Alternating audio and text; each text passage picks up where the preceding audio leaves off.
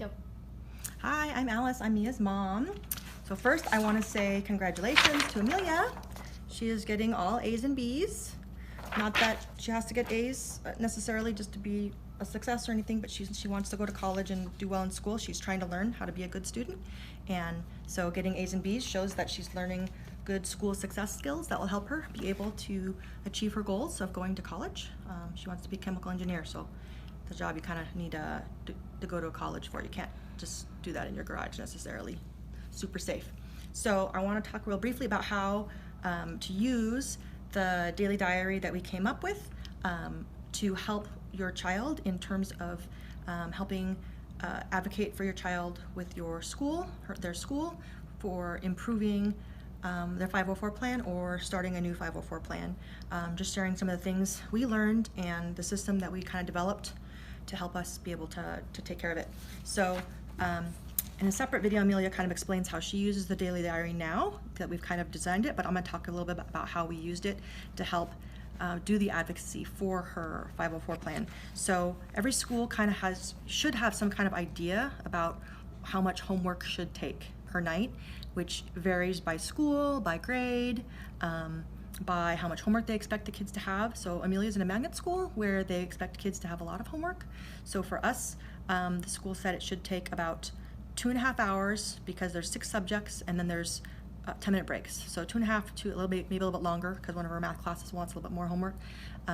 But other schools, even in our own district, that aren't trying to do the accelerated or advanced math classes and stuff, they might have much less homework. So they might only require, let's say, an hour a week or a night. So how much homework is reasonable is really something that you should ask your school about as like the first phase of assessing how much assistance your child needs.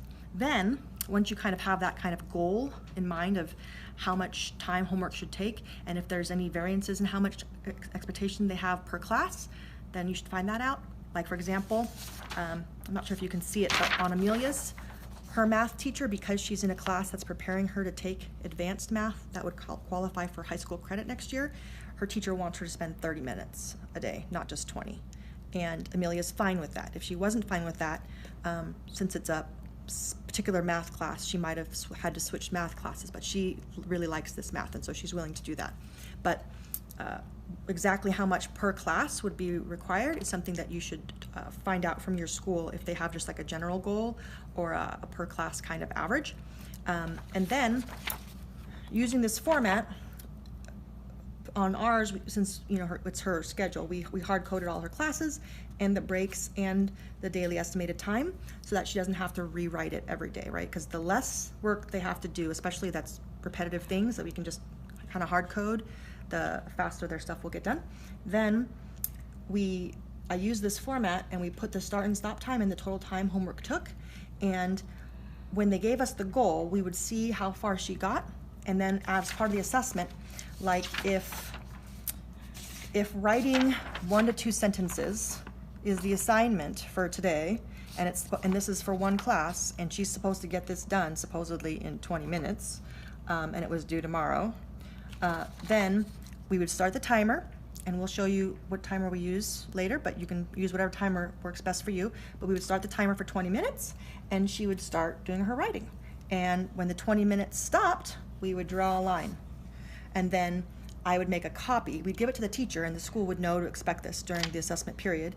But I would make a copy of this for my notes for when I go to the parent-teacher conference about the assessment plan.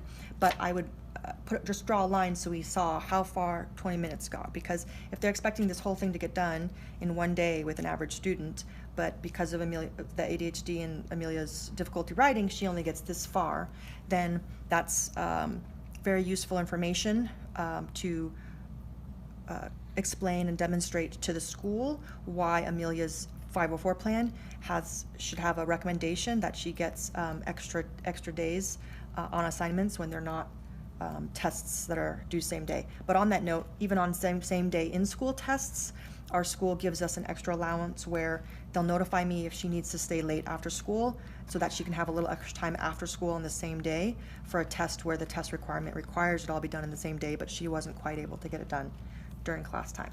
So that's how we use this program to be able to help the parent kind of advocate in terms of getting the initial assessment done on how far a child gets and how much assistance they need to be able to get something done within the time.